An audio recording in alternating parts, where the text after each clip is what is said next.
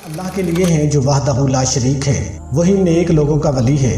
لاکھوں کروڑوں درود حضور نبی کریم صلی اللہ علیہ وآلہ وسلم پر اور ان کی آل پر۔ محترم ناظرین اکرام، آپ یہ وظیفہ کر لیں، پھر انشاءاللہ تعالی دولت آپ کے گھر آنے کو ترسے گی، اور اتنی دولت آ جائے گی کہ آپ گنتے گنتے ہی تھک جاؤ گے، لیکن پھر بھی دولت شمار نہیں کر پاؤ گے۔ یہ وظیفہ تمام وظیفوں کا سردار اور دولت کا بادشاہ وظیفہ ہے۔ یہ لاکھوں کروڑوں کا مالک بنا دینے والا وظیفہ ہے۔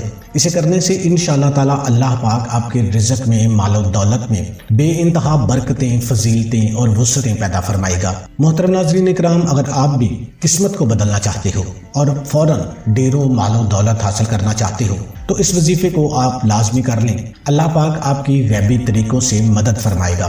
اگر آپ لوگوں کے پاس پیسے کی شدید کمی ہے، اور اب تو آپ لوگ پائی پائی کے مقروض ہو چکے ہیں، کیونکہ آج کل جو ملک کے حالات ہیں اس میں مہنگائی زوروں پر ہے۔ اگر آپ لوگ یہ چاہتے ہو کہ آپ لوگوں کی زندگیوں میں خوشیاں آ جائیں، ڈھیروں رزق اور مال و دولت آ جائے، آپ بھی امیر بن جاؤ، پھر آپ بھی بڑی بڑی گاڑیوں میں گھومو پھرو، اچھے اچھے ہوٹلوں سے کھانا کھاؤ، آپ کے پاس بھی بڑا اور عالی شان گھر ہو، آپ لوگ بھی دن رات دولت میں کھیلو، یہ وظیفہ اتنا مجرب اور مستند ہے کہ اسے پڑھنے والا جلد ہی لاکھوں کروڑوں میں کھیلنے لگتا ہے۔ اگر آپ لوگ مالی پریشانی میں ہاتھ پہ ہاتھ دھر کر بیٹھے ہوئے ہیں، اگر آپ لوگوں کی آمدنی میں برکت بالکل ہی ختم ہو چکی ہے، سمجھ لیں کہ ایک ہاتھ میں پیسہ آتا ہے تو فوراً ہی دوسرے ہاتھ سے پیسہ ختم ہو جاتا ہے، پیسے میں مکمل بے برکتی ہو چکی ہے، آپ یہ وظیفہ کریں، انشاءاللہ آپ کے گھر کے اندر پیسوں میں، رزق میں برکت ہی برکت ہوگی۔ اگر آپ کوئی چھوٹی موٹی جاب کر رہے ہیں تو انشاءاللہ جاب میں بھی آپ کو ترقی ملے گی۔ اگر آپ بے روزگار ہیں، کوئی اچھی جاب کو حاصل کرنا چاہتے ہیں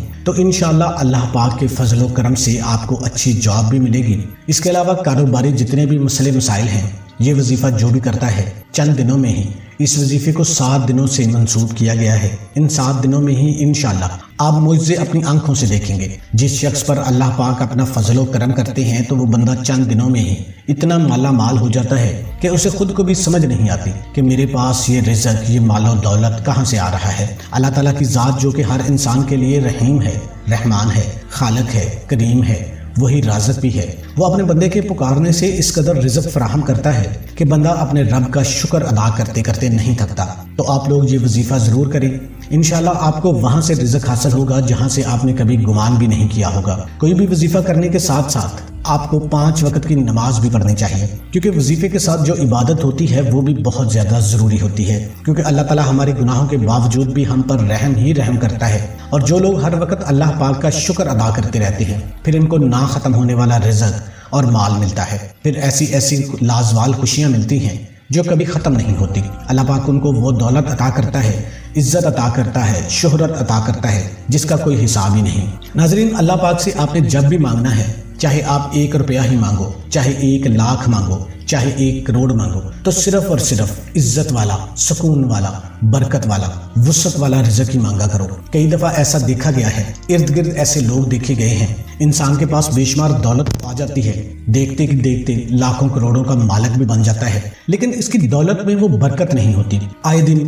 بیماریاں لگی رہتی ہیں، کوئی نہ کوئی ٹینشنیں بنی رہتی ہیں، گھروں میں سکون ختم ہو جاتا ہے۔ تو اس لیے آپ عزت والا رزق ہی مانگا کرو۔ اگر آپ کے کاروبار میں مندی ہے، کاروبار چل نہیں رہا، یا کوئی نیا کاروبار کرنا چاہتے ہیں تو اس وظیفے کو آپ نے لازمی پڑھ لینا ہے۔ آپ کو جب بھی فرصت ملے آپ اس وظیفے کو کر لیں۔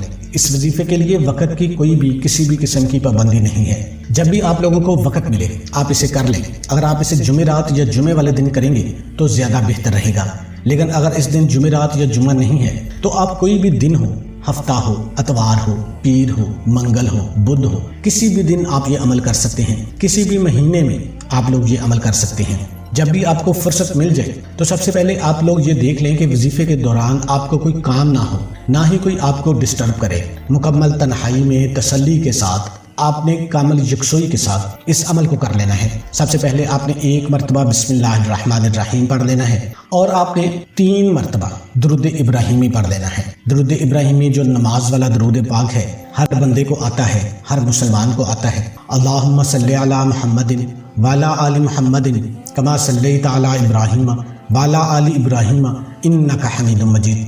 اللہم بارک علی محمد وعلی آل محمد کما بارکت علی ابراہیم وعلی آل ابراہیم انک حمید مجید۔ آپ نے 3 مرتبہ درود پاک پڑھ لینا ہے، کوئی سا بھی درود پاک پڑھ لیں یا چھوٹے سے چھوٹا درود صلی اللہ علیہ وآلہ وسلم پڑھ سکتے ہیں۔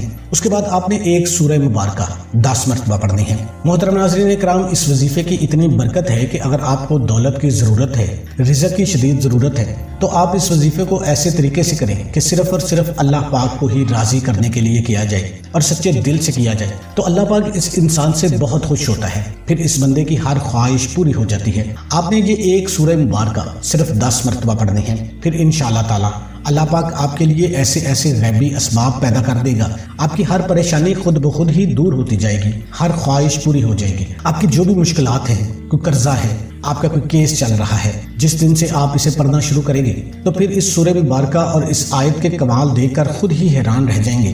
غیب سے ہی آپ کے تمام بگڑے کام سنورتے جائیں گے، کیونکہ اللہ پاک جب بھی کسی انسان پر اپنا فضل و کرم کرتا ہے تو انسان کی عقل دنگ رہ جاتی ہے، انسان کو پھر سمجھ نہیں آتی کہ میرے سارے کام کیسے خود بخود ٹھیک ہو رہے ہیں۔ معجزے کرنے والی ذات تو صرف اور صرف اللہ کی ہے، بس ہمیں یہی حکم دیا گیا ہے کہ ہر حال میں اور ہر نعمت پر اللہ کا شکر ادا کرنا چاہیے۔ محترم ناظرین، کبھی کبھی زندگی میں ایسے حالات بھی پیدا ہو جاتے ہیں، ایسے مراحل بھی آ جاتے ہیں کہ جب انسان ہر چیز سے مایوس ہو جاتا ہے اور اسے اس مصیبت سے نکلنے کی کوئی صورت نظر نہیں آتی۔ تو ناظرین، علماء کرام کے نزدیک اللہ تعالیٰ سے مایوسی اور نا امیدی بھی کفر میں شمار ہوتی ہے، اس لیے ہمیں ہمیشہ ہی اللہ تعالیٰ سے ہی امید رکھنی چاہیے اور خوب اللہ پاک کی عبادت کریں، سچے دل سے دعا کریں اور مسئلے کے حل کی جستجو بھی کریں، تو اللہ پاک ہمیں کبھی بھی مایوس اور نا امید نہیں کرتا۔